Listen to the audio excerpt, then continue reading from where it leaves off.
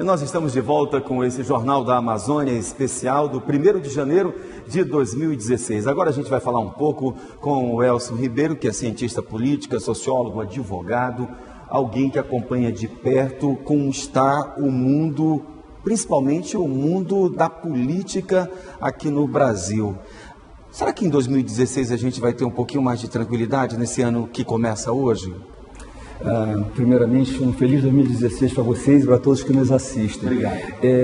Na verdade, Elias, eu acho que o comecinho do ano já vai ser marcado pela turbulência que ficou no ano passado.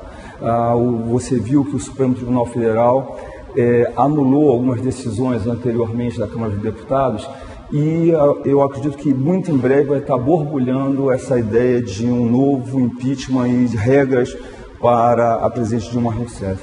Eu nunca vi tamanha, digamos assim, briga entre o Executivo, o Parlamento e o Judiciário.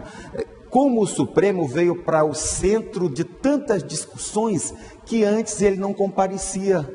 O Supremo está sendo chamado a interpretar a Constituição para que o Parlamento possa delinear o seu modus operandi. É algo inédito no Brasil, porque eu não consigo ver, pelo menos na nossa história recente, o Supremo tendo que se manifestar tanto. Veja bem, Elias, os que nos assistem, é preciso entender algo. O judiciário é tocado, isso não só aqui no Brasil, mas em todos os lugares do mundo, é tocado pelo que nós chamamos de princípio da inércia. Tanto faz ser o judiciário local do Amazonas, como o Supremo Tribunal Federal, como a Corte Interamericana de Direitos Humanos. Então, o que ocorre? Quando batem na porta do judiciário, ele tem que se manifestar. Alguns dizem que está havendo uma judicialização da política, mas não. As pessoas bateram na porta do Supremo e ele tem que se manifestar sobre aqueles pedidos que foram feitos. É o que tem ocorrido. Agora, o que a gente percebe, eu estava um dia desses vendo uma palestra do prefeito Arthur Neto, e ele, que é uma pessoa que fez parte da campanha dos Direta Jazz, do momento de redemocratização do país, ele dizia que naquela ocasião o país contava com biografias muito mais sólidas, Tancredo Neves, Franco Montoro, Mário Covas, o doutor Ulisses, o Brizola. Hoje a gente vê o ex-presidente da República depondo na Polícia Federal, o presidente do Senado envolvido na Lava Jato, o presidente da Câmara Federal também envolvido na Lava Jato, a presidente da República acusada de crime de responsabilidade sendo alvo de um impeachment. O Brasil precisa passar por esse processo de depuração? Veja bem, Elias, se você pegar a história brasileira, e isso eu digo desde o descobrimento de 1500 até os dias atuais, nós vamos observar que a democracia está se reconstruindo cotidianamente. A democracia brasileira ela está engateando ainda, nós não temos tradições democráticas, né?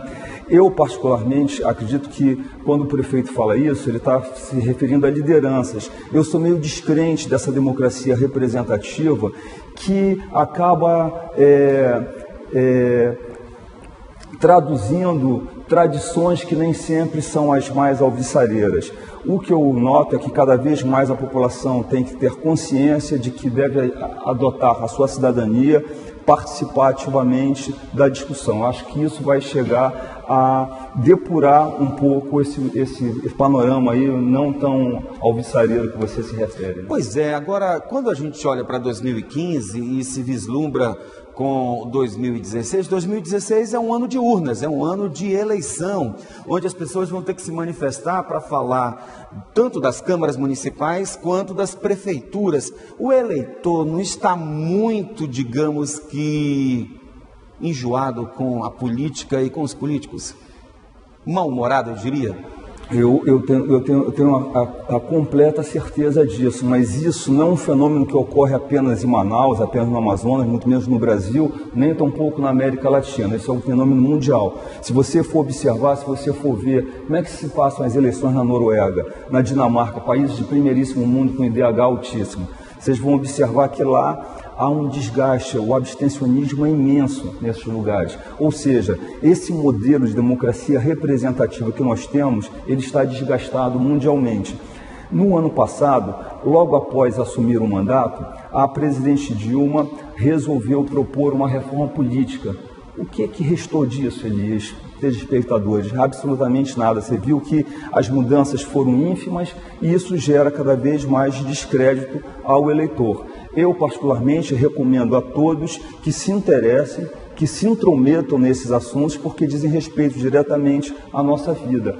E este ano ocorrerão eleições para as prefeituras e as câmaras municipais. Na verdade, são aqueles representantes que estarão mais próximos da população, onde você vive, no município que você vive. Pois é, porque eu sempre digo que a nação, o Estado brasileiro, ele é uma ficção, assim também como o Estado.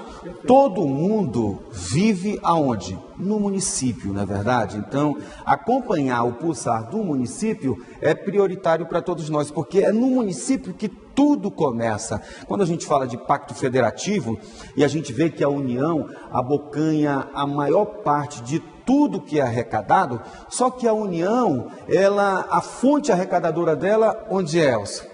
No município. Onde as pessoas vivem. Onde as pessoas vivem. A União diz, não, eu arrecado na nação, mas a nação começa no município, não é verdade? Ainda há um agravante, Elias. Se vocês observarem, a União acaba repassando para municípios, além daquela cota obrigatória, muitas vezes um percentual que vai da simpatia ou da antipatia do presidente com o prefeito. E nós vimos que ano passado o prefeito da cidade até alardeou, comparando o percentual que foi passado para a prefeitura de Manaus em relação ao percentual que foi passado para as prefeituras que apoiavam a presidente Dilma. Então, isso ainda gera mais um gargalo do nosso sistema federativo. Agora, eu queria falar contigo um pouquinho sobre uma instituição que não é só amazonense, mas ela é da Amazônia Ocidental e tem amplitude num estado da Amazônia Oriental, que é a SUFRAMA. A SUFRAMA ficou quase que um ano sem superintendente. Pela primeira vez no governo Dilma, teve uma reunião do Conselho de Administração com a presença do ministro de Indústria e Comércio Exterior aqui em Manaus. Agora a gente tem a nova superintendente, que é a Rebeca Garcia. Dá para a gente sonhar com uma SUFRAMA logo ali adiante, que volte a ser uma agência de desenvolvimento para a região, ou seja, partilhando recursos que ela é capaz de arrecadar com os outros estados? Elias, eu acredito que para o desenvolvimento do nosso estado, da nossa cidade e do nosso país, evidentemente, não temos como torcer para aquela ideia do quanto pior, melhor. Isso é drástico para todo mundo. Em relação à SUFRAMA, nós observamos que teve brigas políticas, né? O governador do estado, o governador José Mello, e o ministro das Minas e Energias, senador Eduardo Braga, estavam aí numa briga de bastidores para ver quem teria maior ingerência. E nisso a SUFRAMA ficou relegada a um segundo plano, e foi justamente quase no final do ano passado, né, no final de 2015, que foi escolhido de fato a nova superintendente, a ex-deputada Rebeca Garcia. Eu, particularmente, acredito que um órgão como esse, que é um órgão que tem que primar seu comportamento por uma visão técnica, tem que ser dirigido por pessoas de alto gabarito técnico que conheçam como funciona a estrutura, as entranhas desse processo de desenvolvimento. Eu acredito que todos nós devemos torcer para que a atual superintendente tenha um êxito maior para poder gerar desenvolvimento no estado. Pois é, mas já houve uma época na nossa história que o superintendente da SUFRAMA, ele tinha maior relevância do que o governador do estado, até porque ele era cortejado pelos governadores do Acre, Roraima, Rondônia e do Amapá, pela expectativa de distribuição de recursos. Hoje todos nós sabemos que o dinheiro arrecadado pela SUFRAMA, pelas taxas e por tudo que ela tem, vai para uma conta única da União e fica lá represado, contingenciado.